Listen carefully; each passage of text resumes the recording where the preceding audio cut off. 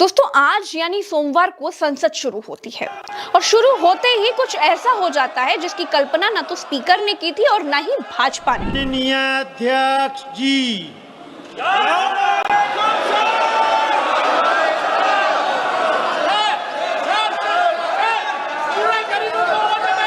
दोस्तों पहली बार विपक्ष ने संसद में भाजपा को भाजपा की ही भाषा में जवाब दिया।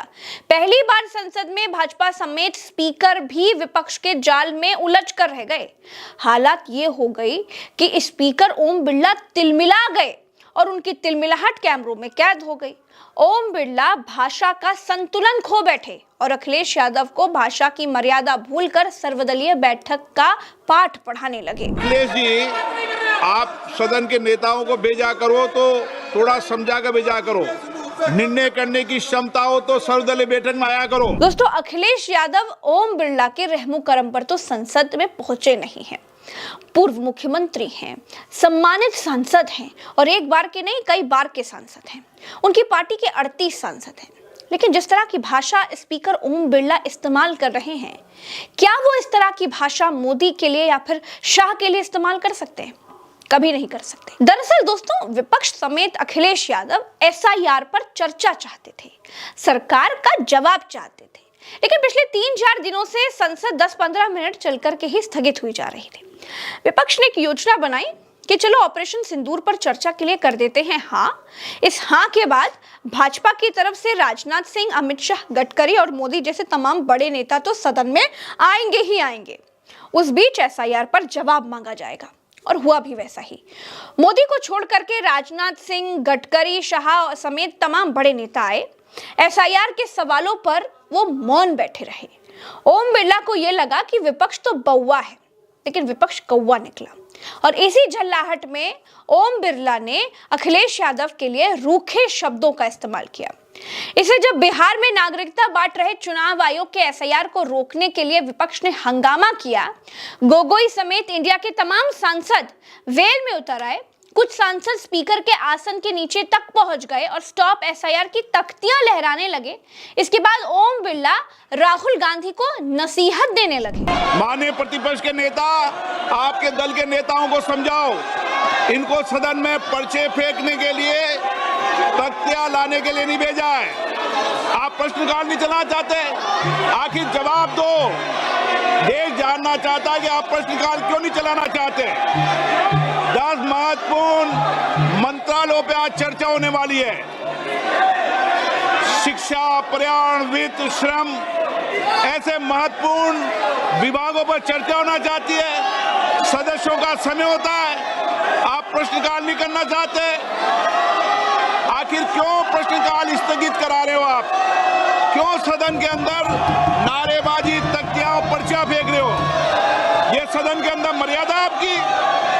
देश देखना चाहता है कि आप नियोजित तरीके से सदन को बाधित करते हैं, संसद की मर्यादाओं को गिराते हैं, गरिमा को गिराते हैं। आप चर्चा नहीं करना चाहते, आप मुद्दों पर विषय नहीं रखना चाहते, प्रश्नकाल पर माननीय सदस्यों को बोलने नहीं देते आप।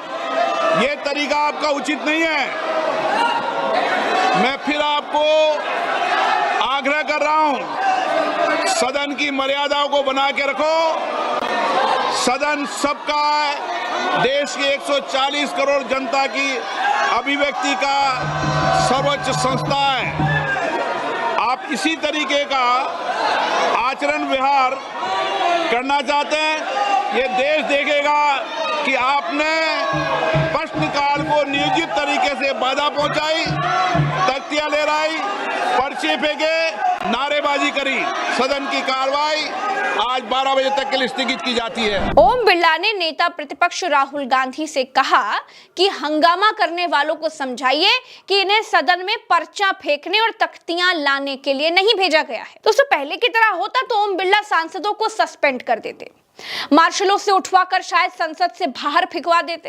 ये सारे सांसद जो अभी संसद में हंगामा कर रहे हैं, ये गांधी जी की मूर्ति के आगे धरना प्रदर्शन कर रहे होते। लेकिन लोगों ने भाजपा को बहुमत से नीचे रोककर घमंड तोड़ा।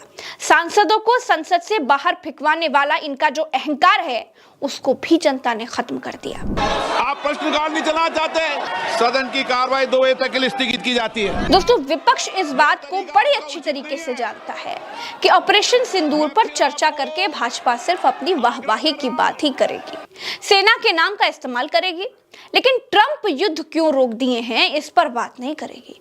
भाजपा ये बताएगी ही नहीं कि हमलावर अभी तक क्यों नहीं पकड़े गए। भाजपा ये कभी नहीं बताएगी कि ट्रंप ने युद्ध विराम की घोषणा क्यों की थी। भाजपा सिर्फ अपनी कथा सुनाएगी। आज के हिसाब से बिहार में जो चुनाव आयोग कर रहा है उस पर चर्चा करनी चाहिए थी। लाखों मतदाता जिनके नाम काटे गए, क्या वो भारत देश के नागरिक नहीं रहेंगे या सिर्फ उनका नाम ही काटा गया है? 11 बजे, 12 बजे, 1 बजे 3 बार संसद की कार्रवाई स्थगित होने के बाद 2 बजे जब संसद की कार्रवाई शुरू हुई तो किरण रिजिजू को कैमरे पर वादा करना पड़ा कि हम विपक्ष के विषयों पर चर्चा करेंगे, पहले ऑपरेशन सिंदूर पर चर्चा करने दी जाए। बीएससी में तय किया गया है कि पहले हम ऑपरेशन सिंदूर पर चर्चा करेंगे, कोई और मुद्दा आते हैं तो उसको बीएससी में तय करेगा। तो मेरा अनुरोध है अपने विपक्ष के साथियों से, आज जैसे तय किया गया है 2 बार सदन स्थगित हो चुके हैं, आज चर्चा हम जैसे तय किया है ऑपरेशन सिंदूर पर 16 घंटे का चर्चा करने के बाद कोई भी विषय जो बीएससी में आएगा और बीएससी में रूल के तहत, परंपरा के तहत अध्यक्ष जी के परमिशन से जो भी अगर एक्सेप्ट करता है तो सरकार तैयार है। किसी विषय को लेकर के यहाँ कंडीशन लगा करके आज का इस डिबेट को, महत्वपूर्ण ऑपरेशन सिंदूर डिबेट को डिस्टर्ब करने का कोशिश ना करें, मेरा यह आग्रह है आपसे सबसे। दोस्तों, 3 घंटे के बवाल के बाद फाइनली राजनाथ सिंह को ऑपरेशन सिंदूर पर बोलने के लिए खड़ा होना पड़ा। अध्यक्ष महोदय, सबसे पहले तो मैं आपके माध्यम से सदन के सभी दलों के, मैंने जितने भी हमारे सम्मानित सदस्य हैं उनके प्रति आभार व्यक्त करना चाहता हूं कि ऑपरेशन सिंदूर की जो शानदार कामयाबी हासिल हुई है उस पर चर्चा करने के लिए आज सदन पूरी तरह से तैयार है। अध्यक्ष महोदय, सबसे पहले मैं इस सदन के माध्यम से मैं देश के उन वीर सपूतों को, उन बहादुर सैनिकों को नमन करता हूं जिन्होंने की राष्ट्र की सीमाओं की रक्षा के लिए आज जब भी आवश्यकता पड़ी है अपना बलिदान देने में वो पीछे नहीं रहे। विपक्ष ने भी ढिठाई दिखाई, लेकिन फिर भी भाजपा ने इस मसले से पीछे हटना मुनासिब नहीं समझा। वो पीछे नहीं हटे। 3 घंटे के बाद ऑपरेशन सिंदूर पर चर्चा होने दी। ऑपरेशन सिंदूर की चर्चा शुरू हुई, लेकिन नरेंद्र मोदी संसद में मौजूद नहीं थे। 16 घंटे तक ऑपरेशन सिंदूर पर ही चर्चा चलेगी। दोस्तों, फिलहाल मेरे साथ इस वीडियो में इतना ही। चैनल को अगर आपने सब्सक्राइब नहीं किया तो सब्सक्राइब जरूर कीजिए। आप अपनी प्रज्ञा से इतना प्रेम करते हैं, उसके लिए आपका बहुत बहुत धन्यवाद। संसद में क्या कुछ हो रहा है मैं आपको सब कुछ बताती रहूंगी। प्रज्ञा के पन्ना पर इंपॉर्टेंट मसले आप तक पहुंचाती रहूंगी और उनका विश्लेषण भी करती रहूंगी। आप लोगों से बस आशीर्वाद चाहती हूँ। नमस्कार, राम राम, दुआ सलाम, जय हिंद।